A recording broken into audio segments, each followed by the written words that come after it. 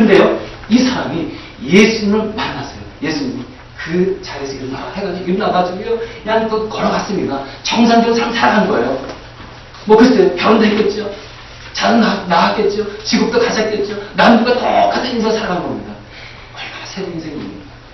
누굴 만났습니까? 예수님 만났어요. 요한복음 8장에 보면 또 이제 거기 가난한 여자 나오지 않습니까?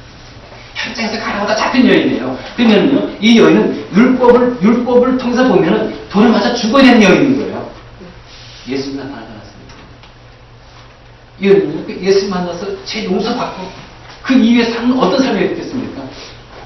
진짜 변화된 삶 살지 않았겠습니까? 근데 우리가 이걸 보면서요, 진짜 성경에 나와 있는 사건만 아니라 이 업을 보더라도요, 예수님의 만남은요, 정말 아주 고귀한 만남, 같은 인생을 살아가는 첫 번째 단계입니다. 여러분, 우리가 이 세상 사람을 누굴 만나야 되겠습니까? 예수를 만나야 돼요. 인격적으로 만나야 되는 거예요. 그래야지 우리가 이 세상 살아가면서 어떤 인생 살아간다고요? 아주 고귀한 인생 살아갑니다. 값진 인생 살아가는 거예요. 의미 있는 인생 살아가는 거예요. 그 캄보디아에 보면 옛날에 그 크메르 루즈 정권 아시죠? 네. 그 정권이 들어섰을 때 거기에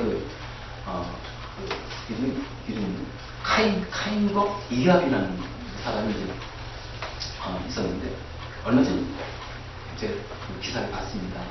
봤더니 기독교인이 돼가지고 화제가 되더라고요. 화제가 됐는데 그냥 기사를 봤어요. 이 사람이 이제 22살 때 모택동 어록을 탐구를 해가지고 사회주의에 빠져버린 거예요. 공산주의에 빠져버린 겁니다.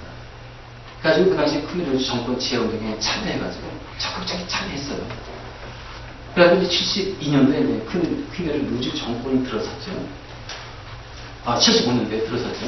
그래가지고 들어서면서 이 사람이 이제 어떤 일을 했냐면은 S21 교도소 소장으로 있으면서 수많은 사람들을 고문한 겁니다. 12,000명을 고문한 거예요. 그리고 죽기도 하겠죠, 사람들이. 고문당했습니다. 그러면서 그 사람들을 어디에 보내느냐? 바로 킬링필드라고 불리는 강제 수용소로 보내집니다.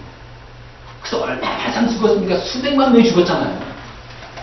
그러니까 글로 보내지면 죽는 거예요. 근데 그걸 주도적으로 누가 한 겁니까? 이압이라는 사람이 한 거예요. 그 이름을 바꿨어요, 도익이라고. 근데 나이도 22살에 이제 들어가가지고 5살, 6살 이때 소장이 돼가지고 수많은 사람들을 고문했으니까 그때 이 사람이 어떻게 악명이 펼쳐졌냐면은 젊은 사람이 너무나도 사람들을 고문하고 자행하니까 악명이 아주 그냥 그 지역에는 아주 소문이 날 정도였어요. 근데 이제 79년도에 크메르 루즈 정권이 이제 무너졌죠. 무너져가지고 이제 이 도익이라는 사람이 이제 시골로 피신합니다.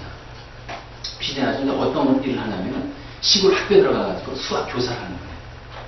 자, 신문 이제 쏘는 거죠. 다 또 이름을 해가지고. 그러면서 이제 그래서 그 생활하다가 92년도에 그 시골에 그 농부 하나가 그 근처에 교회를 이 사람 초청한 거예요. 같이 가자고.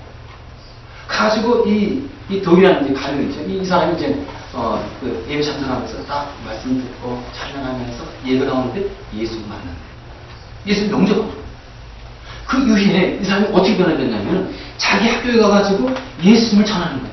자기 학생들에게 예수님을 만나고 예수님을 복음을 전하고 그리고 또 그것도 모자라서 그 선생님들을 만나가지고 선생님한테 예수 그리스도를 전하고 복음을 전하는 그런 사람의 변화가 된 거예요. 그것도 모자라서 그 학교 옆에다가 교회까지 개척했는데 그래가지고 그냥 예배드리고 복음을 전하고 사람들을 구원하는 일이 아주 최선을 다합니다. 그래서 그 큰 딸이 있었는데 그 큰 딸은 이렇게 회상하는 겁니다. 어떻게 회상했냐면 자기 아버지를 보고 회상하는 건데요. 자기 아버지는 이런 사람이었다고 얘기를 하는데 어떻게 얘기하냐면 우리 아버지는 예수를 믿은 다음에 그날 밤이 되면 온 가정을 모아놓고 하나님께 기도를 하고 그리고 온 가족과 더불어서 일주일에 한 번씩 꼭 성경을 읽었던 아버지였습니다. 여러분 이 도익이라는 이야기죠. 이 도익이라는 사람이 어떤 사람이었습니까? 수많은 사람들을 고문하고 죽였던 그리고 그냥 죽음의 이 장소인 이 킬링필드 수용소로 보냈던 사람이에요. 무자비한 사람, 아주 냉혈한 사람이었습니다. 근데 어떻게 사람 살리는 사람이 되었습니까? 어떻게 영혼을 구원하는 이런 고귀한 일에 참여하게 된 겁니까? 이게 왜 그런 거예요? 이 사람이 어떤 만남이 있었습니까? 예수 그리스도를 영접해서 만난 경험이 있는 거예요. 그 삶이 바뀌어버린 거예요. 그래서 우리가 이 인생에 사는 데 있어서 변화의 첫 단계가 누굽니까? 예수님. 예수님을 영접할 때 우리의 인생의 첫 단계의 변화가 있는 거예요. 그 다음에 우리의 두 번째 단계가 어떤 단계냐면 버림의 이제 단계로 이어집니다. 이럴 때 우리의 변화가 아주 구체적으로 삶에서 이제 일어나는 거예요. 여러분 새 옷을 입으려면 어떻게 되겠습니까? 옷을 버려야 되잖아요. 그리고 또 우리가 진짜 이 접시를 비울 때 새로운 옷을 담을 수가 있는 겁니다. 그러니까 우리가요, 어떤 변화가 일어나기 위해서는요, 버리는 것이 있어야 되는 거예요. 포기하는 게 있어야 되는 것입니다. 내려놓는 게 있어야죠. 어떤 변화가 일어나는 것입니다. 예수님 만났는데 딱 숨겨지고서는요, 변화되지 않는 거예요. 포기해야 되는 거예요. 내려놔야 되는 거예요. 그 예수님이 이제 갈릴리 숟가락에 가셔가지고 레디 어부를 부르지 않습니까? 그런 부를 때 예수님께서 이제 그들에게 사람을 주셨죠. 17절에 보니까 어떤 사람을 주셨습니까? 예수께서 그들에게 말씀하셨다. 나를 따라오너라. 내가 너희를 사랑을 나누는 어부가 되게 하겠다. 이거는요, 4명의 어부에 주신 그 하나님의 예수님의 인생의 목표예요.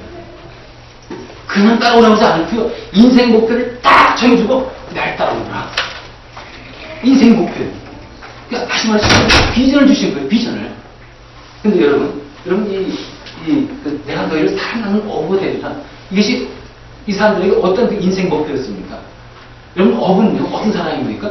그렇지, 고기 잡는 사람이에요.